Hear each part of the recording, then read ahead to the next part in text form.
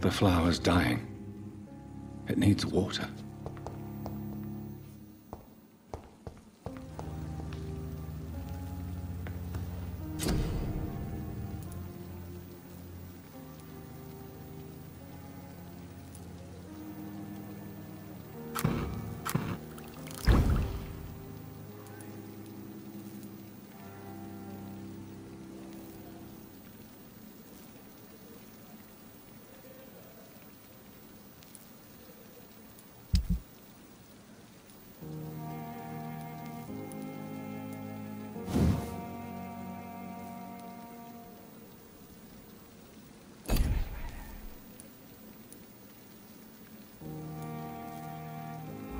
William Bishop's blood is much more unstable than human blood and shows extensive mutation. But this is not what happened to me. I must keep on searching. The sun is about to rise. I can feel it. I'll continue tomorrow night. I have so much time now.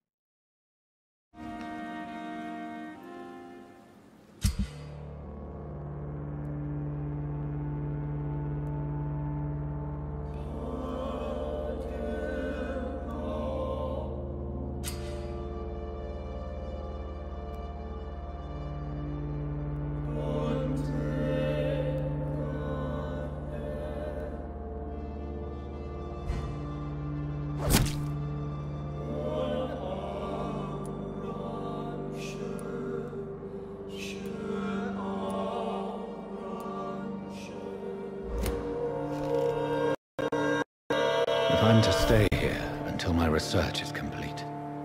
I'd better learn to hide my true nature from the mortals.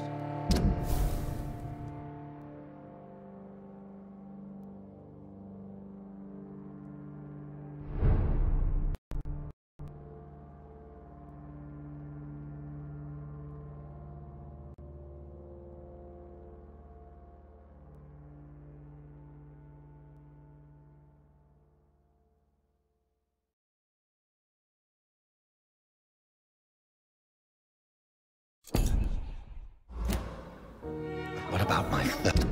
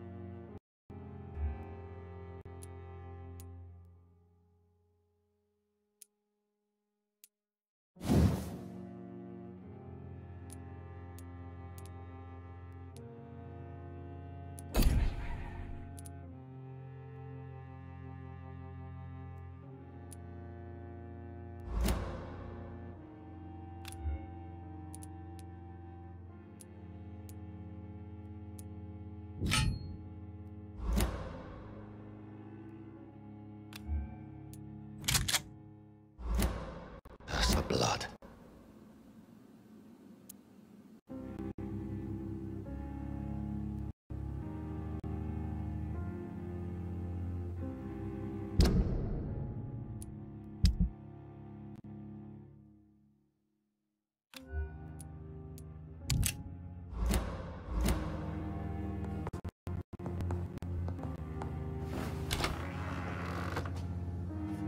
Dr. Swan... Yes, Nurse Crane? How can I help you? I'm so sorry. I know Dr. Swansea wanted you to rest, but we have somewhat of a crisis. A crisis, you say? Our supply of antiseptics is nearly depleted. I was hoping there was another box up here, but...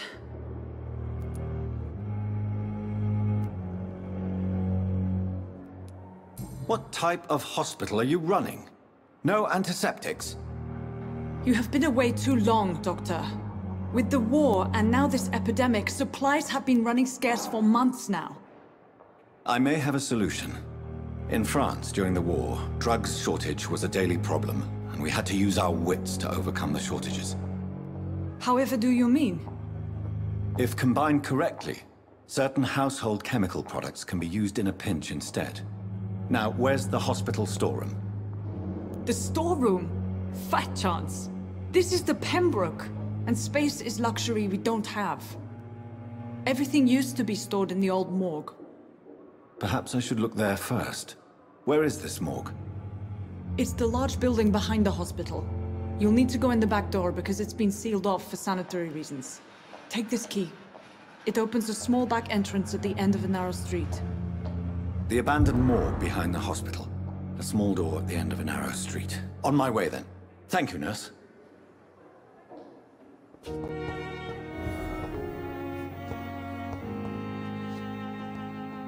It's locked.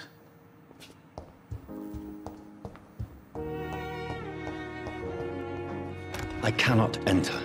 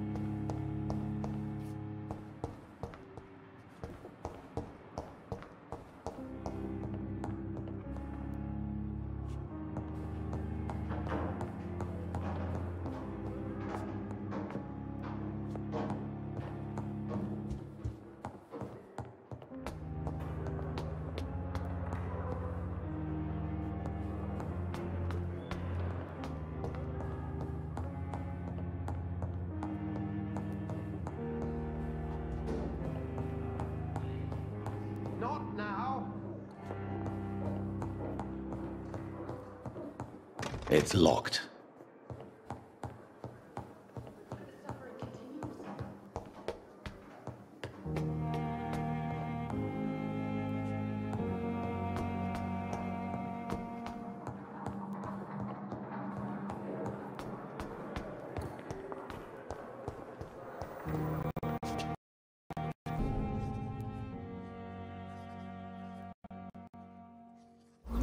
I wish I could sit here.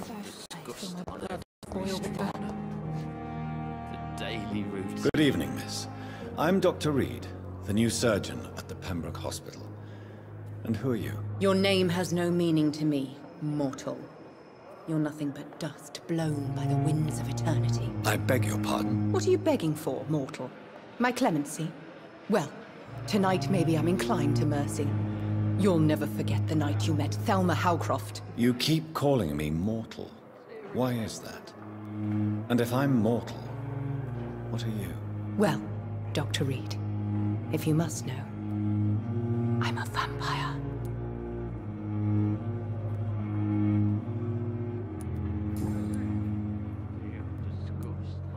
And why do you believe you're a vampire? I don't need to believe anything. It is what I am. It is what I feel within this hollow shell of flesh.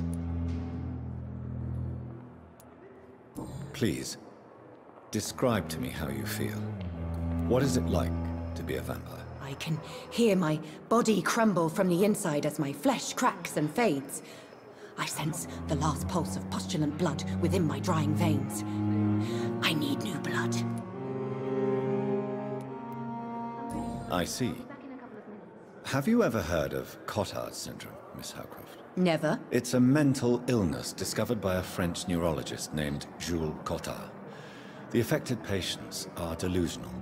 They believe that they are putrefying, that they are dead, a ghost or a ghoul, or in your case, a vampire. Delusional, you say? Oh, sad and petty mortal. You can't even begin to understand the concept of immortality. And you think it is I who am delusional. I'm assuming you must be a patient here. Am I right, Miss Howcroft? It's only a cover. To hide from my enemies. I can leave whenever I want. As a woman, a spirit, fog, or bat. Who are these enemies you mentioned? Can you describe them? I cannot say for sure. But I sense their eyes on me from nearby. I feel them watching me every time I visit the garden near the morgue. The staff here are not your enemy. They're here to help you, to care for you. I'm not speaking of the doctors in white. I'm speaking of the men and women who hunt me. For I am a vampire! I see.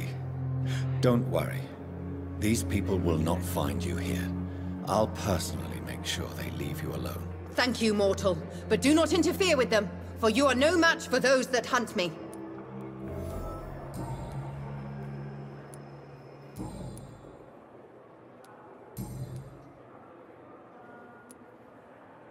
Who are you really, Miss Howcroft? I mean, apart from being a vampire. Is that not enough for you, puny mortal? What do you require? Proof of my powers? I'm curious to know who you were before becoming a vampire. It was such a long time ago, I don't remember.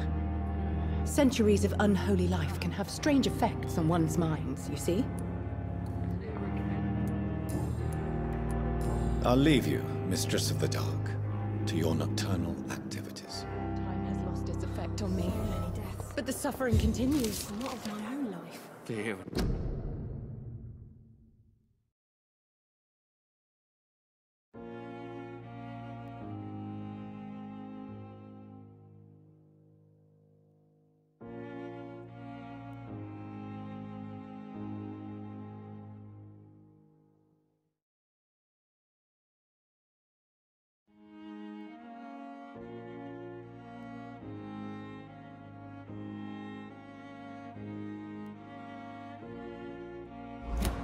Disgust on every street corner.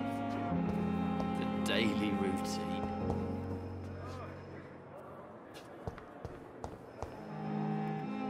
Good evening, sir. I wonder what your last... Can I help you? Unless you're here to fix my face. No. I don't think you can help me. I'm Dr. Reed. I've recently taken the position of head surgeon here. War injuries, am I right? You guessed right. German shell took my pretty little mug right off. But they still call me Thomas Elwood.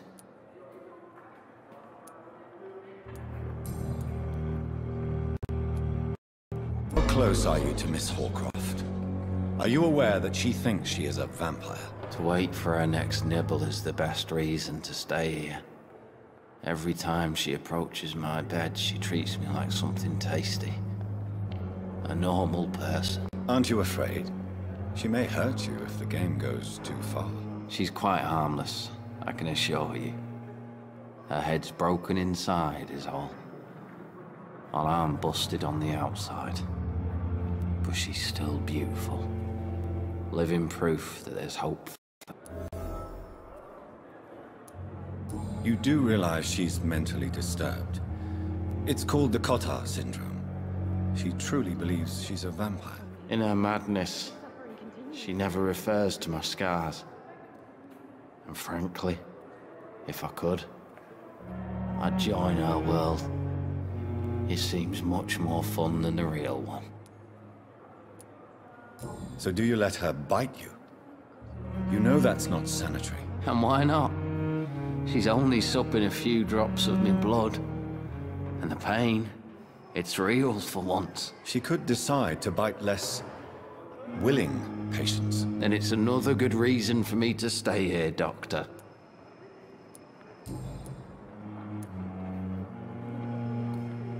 Where were you stationed, sir? Did you serve for long? I really don't want to talk about all this shit. No offense. I was pushing too much. I served in France myself. I just wanted to know what happened to you. You were an officer, weren't you? Then I doubt we fought the same war, sir. No offense.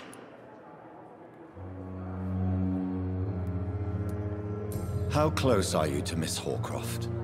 Are you aware that she thinks she is a vampire? To wait for her next nibble is the best reason to stay here. Every time she approaches my bed, she treats me like something tasty. A normal person. Aren't you afraid? She may hurt you if the game goes too far. She's quite harmless, I can assure you. Her head's broken inside is all. While I'm busted on the outside. But she's still beautiful. Living proof that there's hope for me.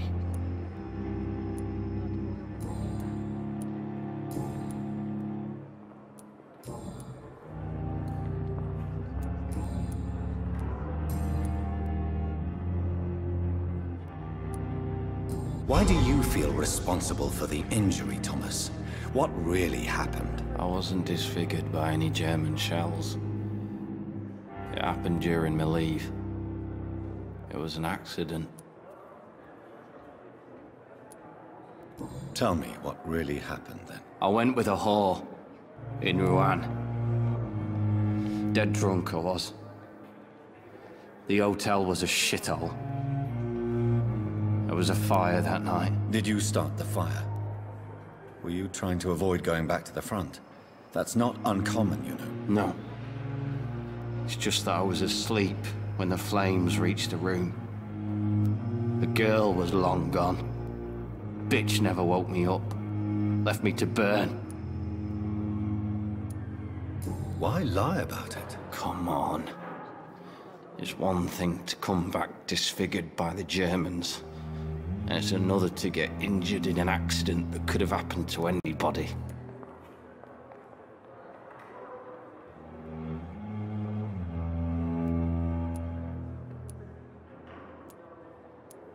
You know you can't hide forever. One day you'll have to face your loved ones. Until that day, you have no chance of real recovery. My friends all died in the trenches. It's shameful enough to be alive with these stupid scars. I don't want my children to see me like this.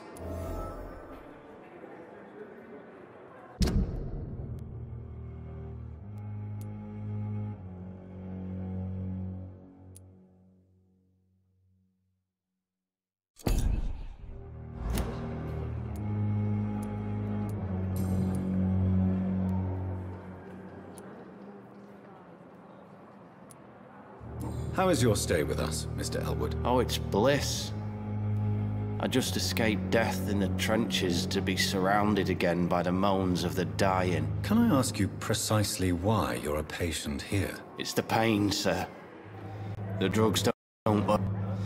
It just hurts under the scars, if you get a drift.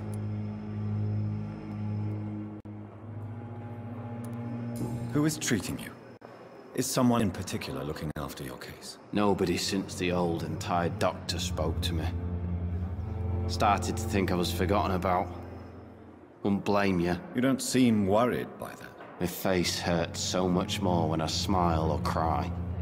I've learned it's easier not to speak. But be assured I'm smiling inside. Can I do anything for your pain? Nurses gave me a bunch of pills. No effect. Told you. It's like the flames are under my skin, burning away.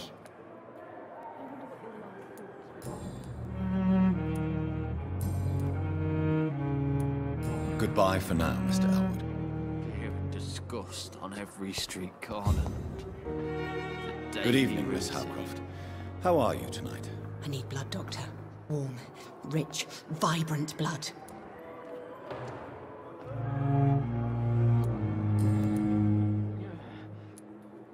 Tell me, Thelma, why do you feel so attached to Mr. Elwood? Why him? I'm not sure, Doctor. I think we have a bond of some sort. We've both suffered so much. He's the only mortal I find interesting.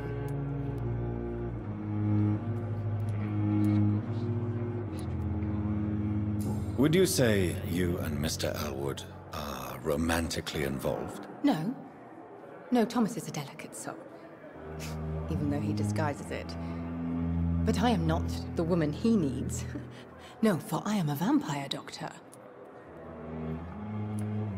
Do you plan to make him a vampire too? Of course not. How could I inflict my curse on anybody else? I'm not that cruel, Doctor.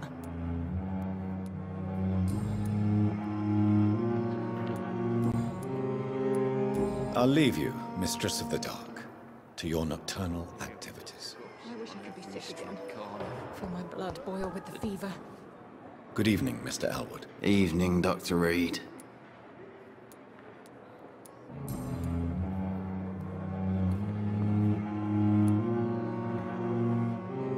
You told me before you don't want your children to see you like this. Do you have any other family? My sister Agatha has raised me nippers since their mother died. Don't want them to look at me like this. How could children despise their father injured in the war? What do you think? They saw me. Once. My poor angels left the room crying. They keep on having nightmares every week, my sister told me. Your sister's not a child. I'm sure she has nothing but respect for a wounded soldier, and you are her brother. You don't know my sister Agatha. She may be young, but she's all discipline and morality. If she ever found out what really happened... She doesn't have to know. She's a sly one, my sister. One day she'll find out the truth and knock 7 bells out of me. Nah. I'm better off here.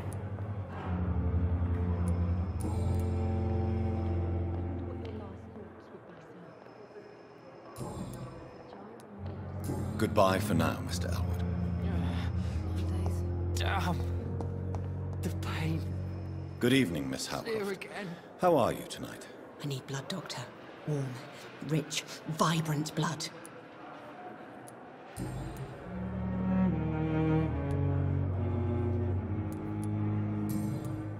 I'll leave you, Mistress of the Dark, to your nocturnal activities. It's lost its effect on me, but the suffering continues.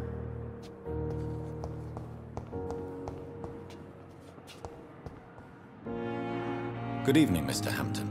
How do you feel? Dr. Reed, is it? Oh, sir, I must apologize for my behavior. What do you mean? I was not myself in the factory. Fear and exhaustion made me say awful things to you, I'm afraid. You remained perfectly nice and polite. A little delirious, perhaps. But who wouldn't be after enduring an abduction? Thank you, Doctor. That's a relief. Now all I need to do is rest and return to my flock.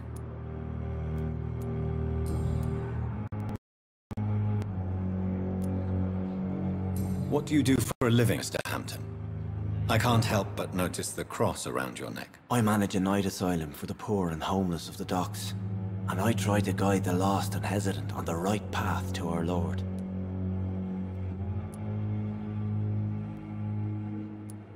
Why didn't you use your cross against William Bishop? To repel him somehow? That's a very strange question, Doctor. A cross is no magical token, if that's what you were trying to say. Not mine, anyway. Are you a priest, Mr. Hampton? A deacon, maybe? Not at all, Doctor.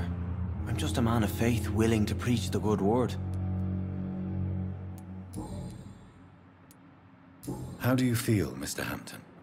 Medically speaking, I mean. I feel exhausted. Beyond exhaustion, actually. William drank so much of my blood in his madness. I feel empty. You're in good hands here. Dr. Swansea is well versed in blood transfusion, and I'm sure he'll take the best care of you. Thank you, sir. I believe all I need is rest.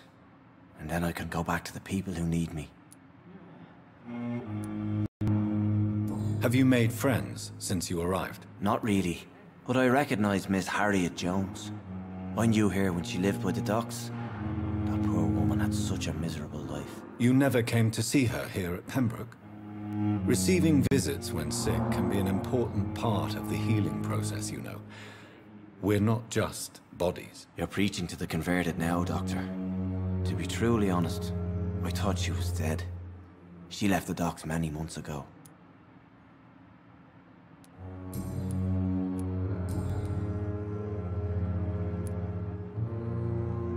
How did you end up in William Bishop's den? I had received alarming news about his recent behavior. I went to his place and he refused to let me go. Why did he abduct you? William was an alcoholic. His addiction suddenly changed to blood. I don't know why. Just like a patient I met here. This Miss Hawcroft. You dared to enter this awful place alone. You're a hero, Mr. Hampton. Or a fool.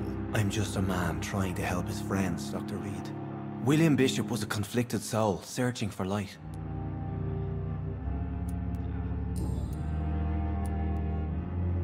Do you know Tom Watts, the bartender from the Turtle? I met him before I found you in the canning factory. Tom? Yes, of course. Always the helping hand, good old Tom. Without men like him, corruption and despair would have wiped out the East End long ago. Who should I avoid in this part of town, then? Any particularly evil figures? Not really. Most men and women are just doing their best. And it's not my habit to speak ill of people I know, Doctor. People are still in despair. How could it be otherwise? The authorities have left us all to rot in this contagious nightmare. No drugs, no advice, nothing. It's a damn shame. What is the general situation in the East End docks? The situation has always been tough, with a lot of tensions between the gangs and the dockers' trade union. The wet boot boys are very nervous since they lost their leader. Who leads the gang now? Since Clay Cox went missing, it's his wife Edwina who runs the show, with the assistance of her minion, Booth Digby. Has the gang been threatening you? Ah, no. I've had this nickname for so long. You know, the sad saint of the East End. No one dares to bug a saint. Not even criminals.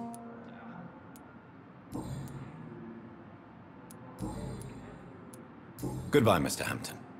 We'll talk again later.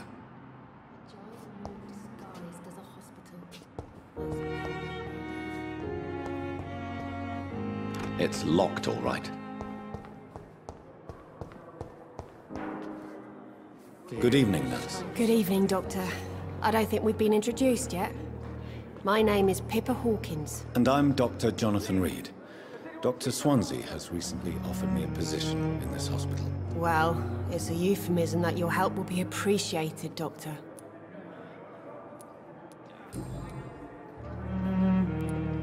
How would you describe the situation at the Pembroke Hospital? It's serious. The flu is wreaking havoc on staff and patients. We are run out of everything.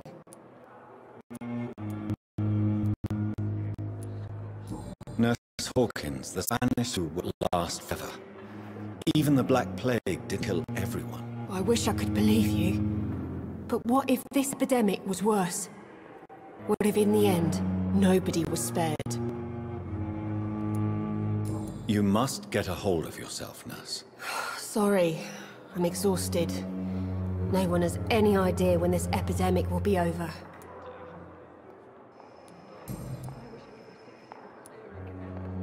How long have you been a nurse? Well, long enough to see that the epidemic is winning. And no matter how qualified you are, don't tell me you'll change that.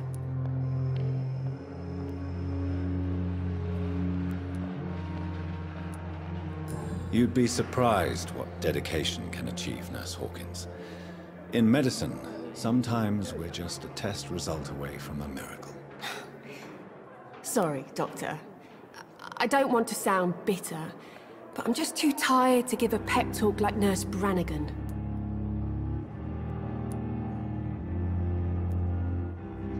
How is the Pembroke staff coping with the epidemic? Well, not well.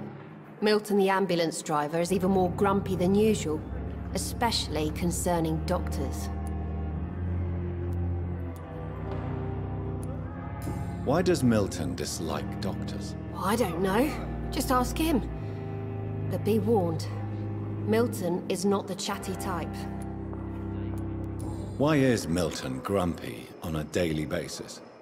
Is it just an act? Milton's not the kind of man who's bothered about a bad reputation, whether he deserved it or not.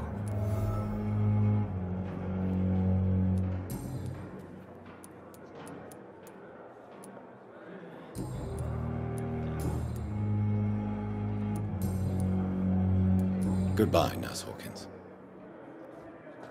I wonder what your last thoughts would be, sir.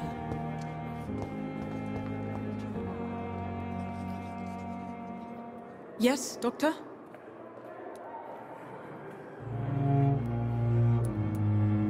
Why then do you always work the nights? Don't you ever sleep? At the Pembroke, we're always hands on deck.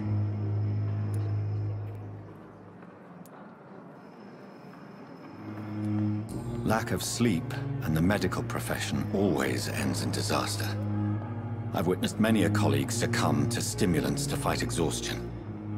Drugs were as deadly as bullets in the trenches. London's trenches start here at Pembroke Hospital. We are on the front line, make no mistake.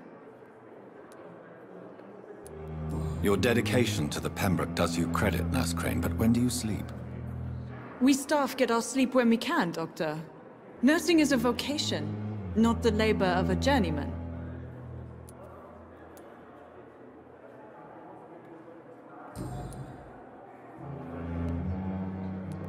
That's all for now, Nurse Crane, thank you.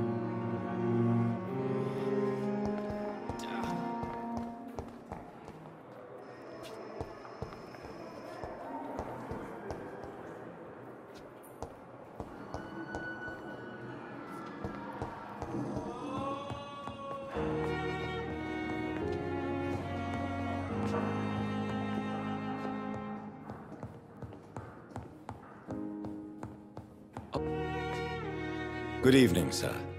I'm Dr. Reed. May I help you? I don't know if a third opinion is needed. Your colleagues are already arguing about my condition. I see. Would you mind telling me more about your situation? I'm Harvey Fiddick. All I want is to get me bloody arm fixed properly.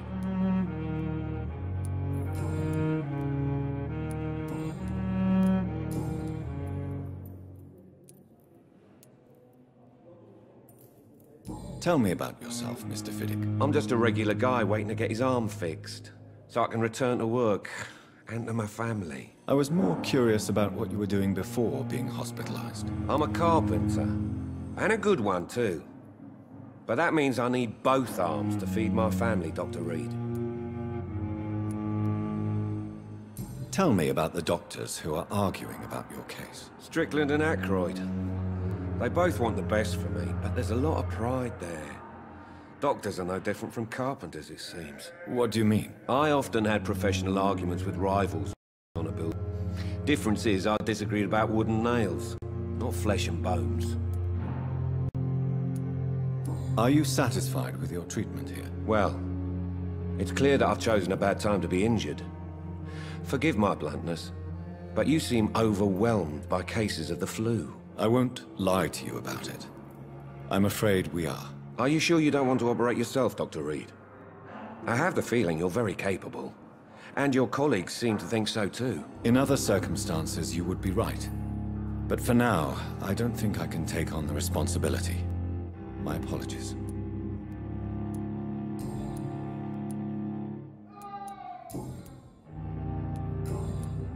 Goodbye for now, Mr. Fiddick. I'll see you later. I will not let you down, my boy.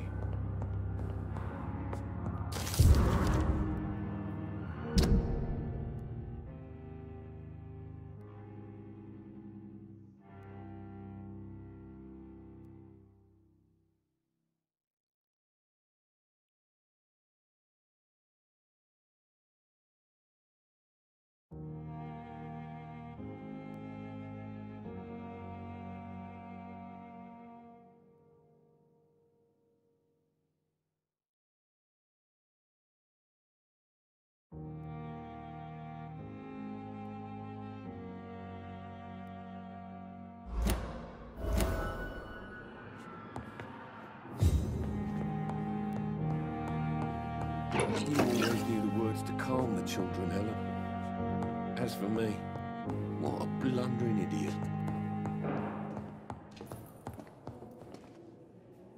Good evening, Doctor. I believe we're going to be working together. Dr. Reed. Dr. Swansea informed us of your arrival, but I could not dare to believe we'd have such good fortune. Such an honor, sir. Thank you. And you are? I am Thoreau Strickland, Dr. Thoreau Strickland. I'm a great admirer of your work, Dr. Reed.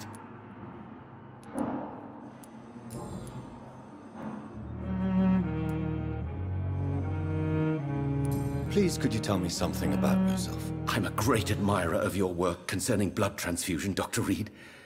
I run my own experiments. I'm convinced it's the future. I based my technique on my mentor's research. He helped me perfect my method. What is yours? I'd rather not talk about it. For now, it's just theories and first approach. My process is purely experimental and unsuccessful. As long as you're cautious and methodical, you may remain empty-handed, but you won't fail. You're not the first one to warn me, but I am convinced knowledge is the main weapon against the ravages of this epidemic. What made you choose to be a doctor? I'm not ashamed to admit you and your work have inspired me. I am honored to have the opportunity to work by your side. It's always a pleasure to share scientific and medical knowledge with someone eager to learn. I'll be glad to help you if I can. This epidemic may be the century's most terrible disaster, but I'm convinced that we, as doctors, are the only ones able to defeat it.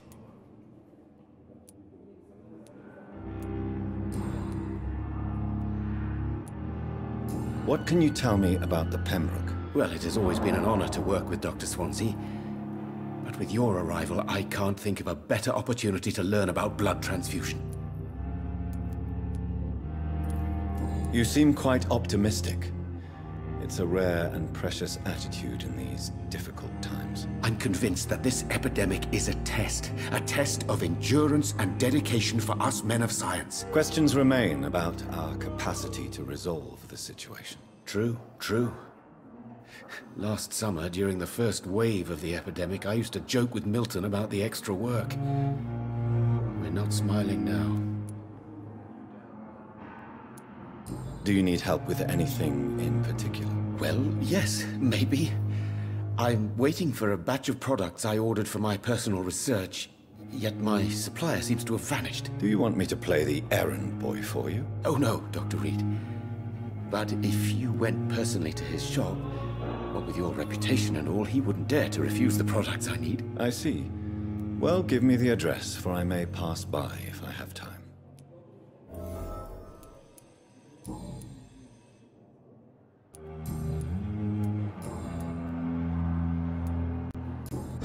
Tell me more willingness to experiment with new medical techniques. Harvey Fiddick is a patient suffering from a severe injury that could cripple him if not treated correctly. Convinced your blood transfusion technique could help him. What is it you really want? Save him, or to prove your point? Fair question. Want nothing but to save my patient, Dr. Reed. Especially since I know Mr. Fiddick's story. Tell me Mr. Fiddick's story. Our first diagnosis was compromised because Mr. Fiddick lied to us about the real origin of his injury. He first claimed it was an accident. But why would he hide such crucial information from us? Because he is a proud father. Ashamed of putting his children at risk because of his own negligence. This personal involvement could also appear to be a lack of impartiality. You must know that a good surgeon must remain neutral. I agree. But that does not excuse Dr. Aykroyd's behavior. A man who did not even take time to converse with his patient. Do you think keeping his distance was a mistake?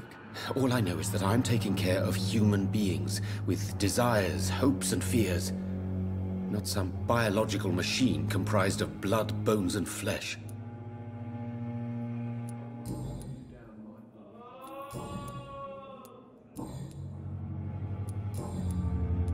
Goodbye, Dr. Strickland.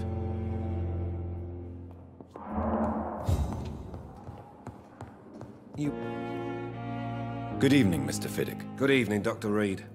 Any news about my operation?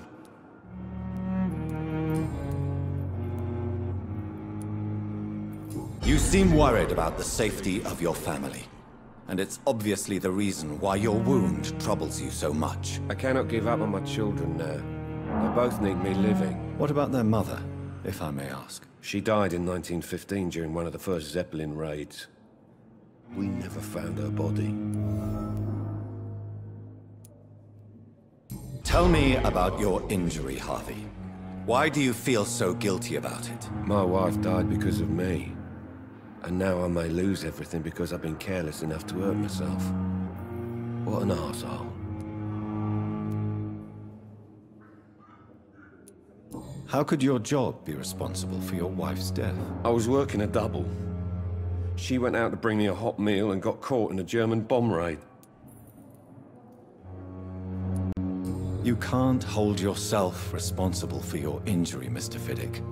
Unless you tried to hurt yourself. Of course I didn't hurt myself. But I can't work until my arm is fixed. My children need to eat, Doctor. Tell me more about the death of your wife, Harvey. 1915. I was in the army. Building workshops for the Royal Flying Corps.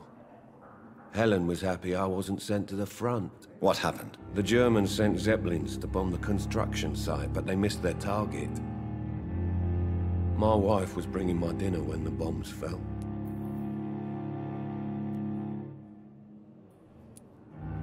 I'm sorry for your loss. So many died during the bombings. I served in France and witnessed the carnage there. I would like to say that she didn't suffer. Truth is, I have no idea. I just know that I'm all that me kids have. Poor little bleeders. How are your children after losing their mother? They were smaller then. The only good thing about this is my Helen didn't bring them with her that night.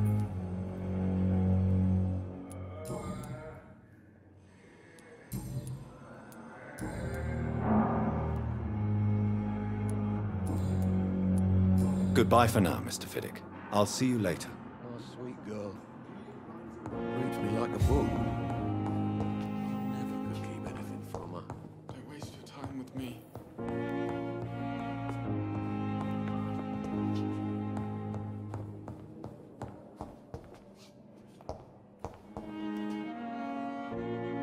Good evening, Dr. Strickland. And good evening to you, Dr. Reed. Can I be of any help?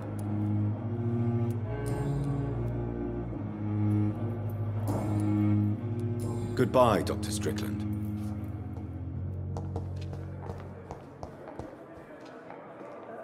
Good evening, sir. I'm Dr. Reed. I believe we're going to be colleagues. Reed? Yes, I've been informed about your arrival. I'm Waverly Ackroyd. Welcome aboard, I suppose. Does my ride inconvenience you in some way, Dr. Ackroyd? Let's just say that I don't particularly share Dr. Swans's enthusiasm for hiring you.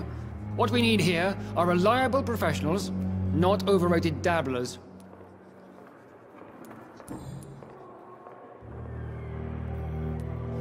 I don't know what you've heard about me, but I have already proved my value as a practitioner. I don't question your skills, Dr. Reed, but your motive. Is it money, fame, or are you dedicated? And what exactly is that supposed to mean? I served in the war just like you.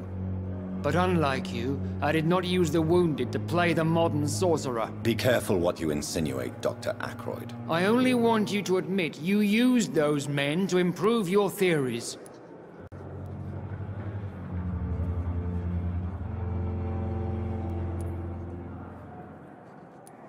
This is ridiculous. My blood transfusion technique saved many lives, and you know it. You see? That is exactly what I hate about people like you. You avoid this kind of accusation instead of facing reality. It seems you have bad memories of your military service. I refuse to see this industrial slaughter as scientific progress. War only reveals the worst in men. We can at least agree on something, Dr. Ackroyd.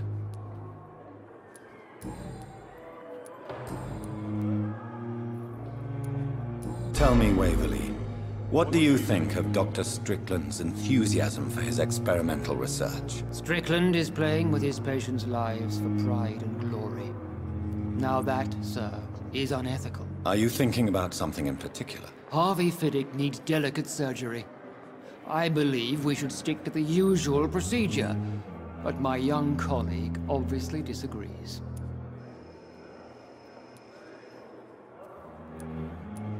And are you not afraid that your rivalry with Strickland may be blinding you? Rivalry? I guess you could call it that. But I will never be childish enough to let my personal feelings affect my judgment. Why do you wish to lead this surgery? I strongly believe that Mr. Fiddick should not be butchered to test an unproven procedure.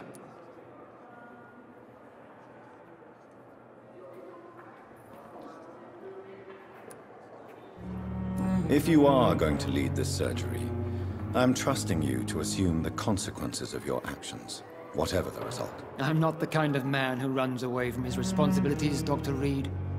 There is no need for you to be looking over my shoulder.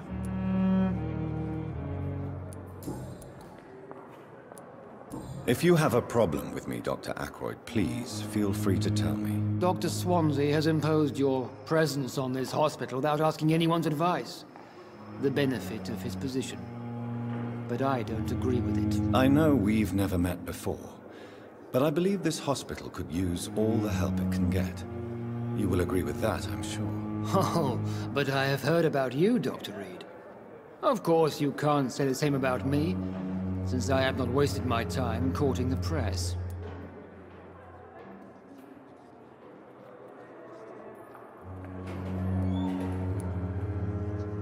There is no need for such animosity between us. Don't you think the epidemic is already enough to deal with? That is one point we could agree on. And that is precisely why I want to be sure that you will be of help to this hospital, instead of a burden. Since your tenure in this hospital is longer than mine, perhaps you can tell me more about this place. Let's just say I'm tired of the carelessness around me. I have always respected the skills of Dr. Swansea, but over time his enthusiasm has become displaced. Carelessness? Exactly what are you talking about? We're here to save lives. The people who trust us are not volunteering for experimentation. They're here to be healed. I don't intend to run any radical experiments, Doctor. Even if I, as any good practitioner should, express an interest in pushing the boundaries of medical research. Modern medical methods were created through audacity and ego. But there are rules in our line of work, and they're here to protect our patients. You're gonna be fine. We're here for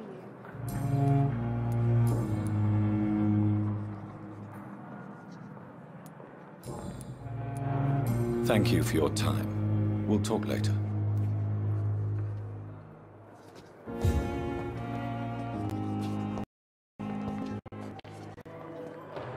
Good evening, Nurse Hawkins. Good evening, Dr. Reed.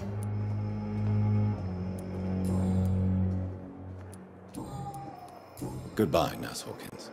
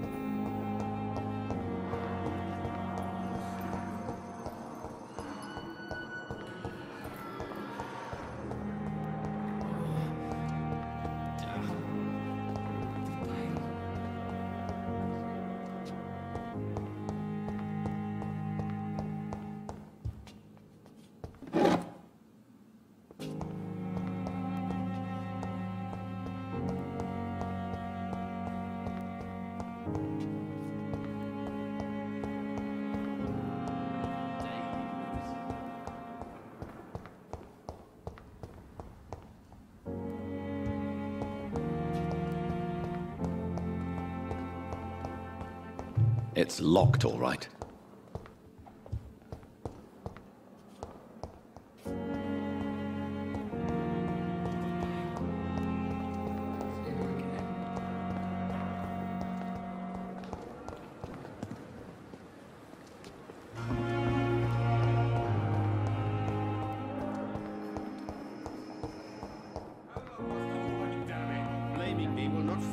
Agenda, sir. How long's it going to take to fix me properly? A month? A year? You have the right to disapprove of our methods, and you will kindly apologize when you're feeling better.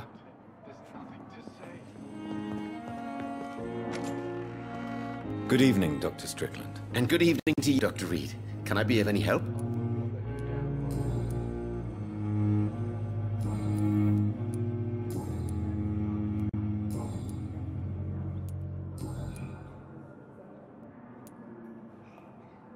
What do you think of Dr. Ackroyd's aversion to modern medical methods? It's a shame he's so narrow-minded.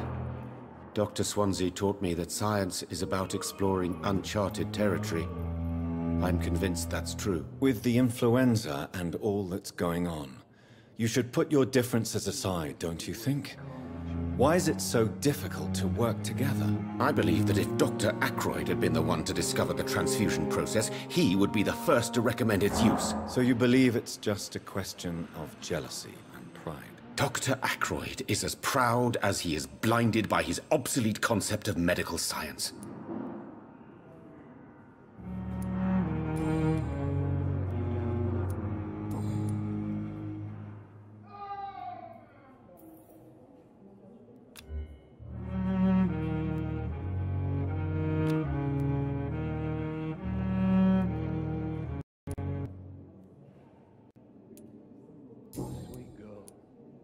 Goodbye, Dr. Strickland. I never could keep anything from her.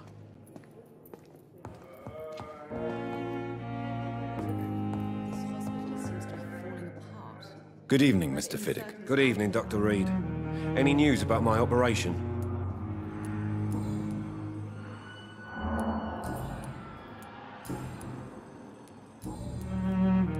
Goodbye for now, Mr. Fiddick. I'll see you later. I will not let you down, my boy.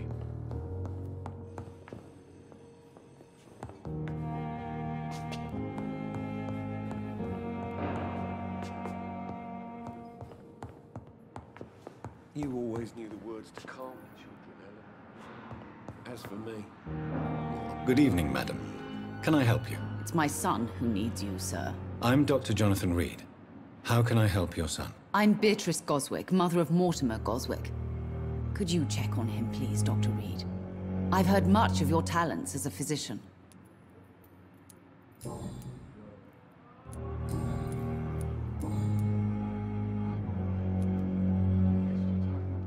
What can you tell me about yourself, Mrs. Goswick? Not much to say. Just take care of my Mortimer and I'll cover all the expenses. That's all that matters.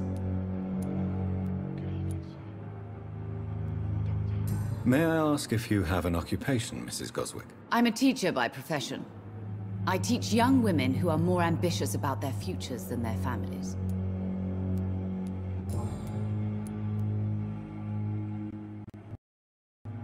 What do you think of your reception here?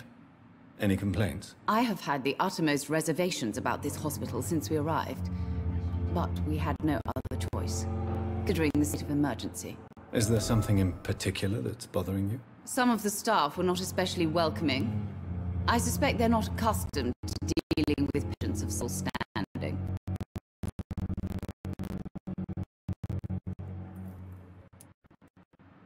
Tell me more about Pembroke Hospital. What gave you such a bad first impression? The astrologist. And that nurse, Miss Hawkins, seems to have quite a dubious attitude. What do you mean? She managed to secure a bed for my son despite the epidemic. It was a relief, but it wasn't cheap.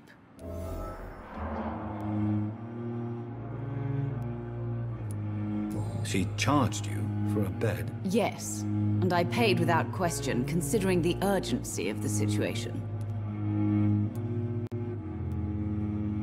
I share your concern, Mrs. Goswick. Be sure that I'll talk to the people involved. I don't expect compensation, Dr. Reed. But I'm aware such behavior would not be tolerated in other hospitals.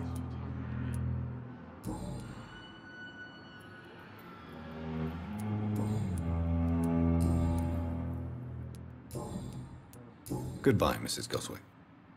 Like a book. Good evening. I'm Dr. Reed. Can I help at all? No. Really?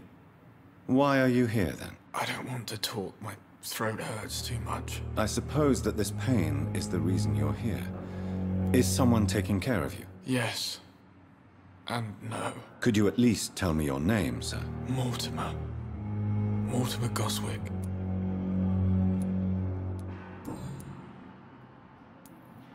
Tell me about yourself, Mr. Goswick. I don't want to talk, Doctor.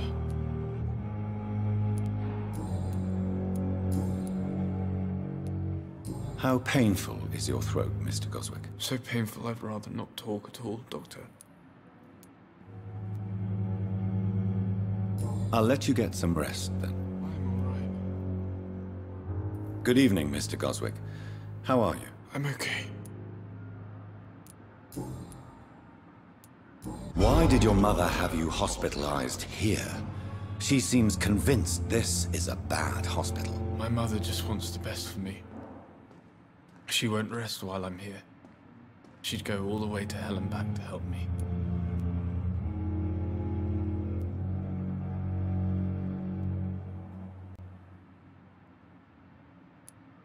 Is your mother bothering you? As your doctor, I can ask her to leave you alone if you would prefer. That's tempting, Doctor. But you have no idea what my mother is capable of. She would tie herself to my bed if you asked her to leave. Pembroke Hospital may look unorthodox, but rest assured, you're in good hands here. It's not me you have to convince, Dr. Reed. It's my mother.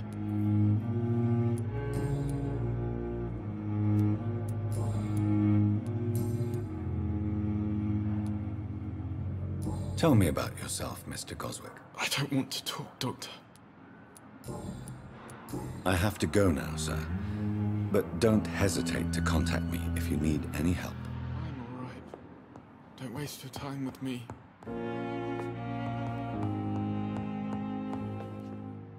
Good evening, Doctor. How is my son doing?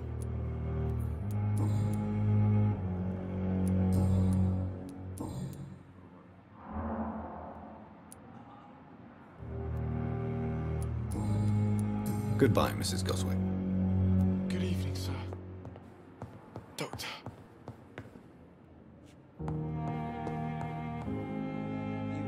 Good evening, Mr. Goswick. How are you? I'm okay.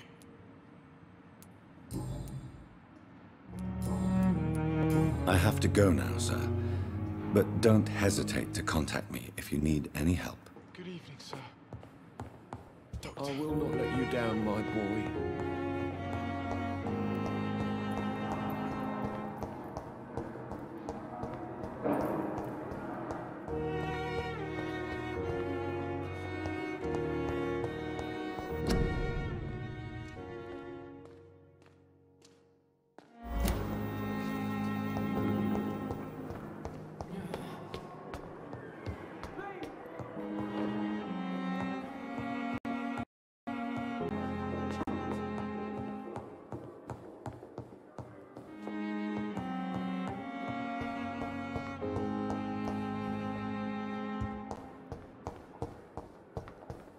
I cannot enter.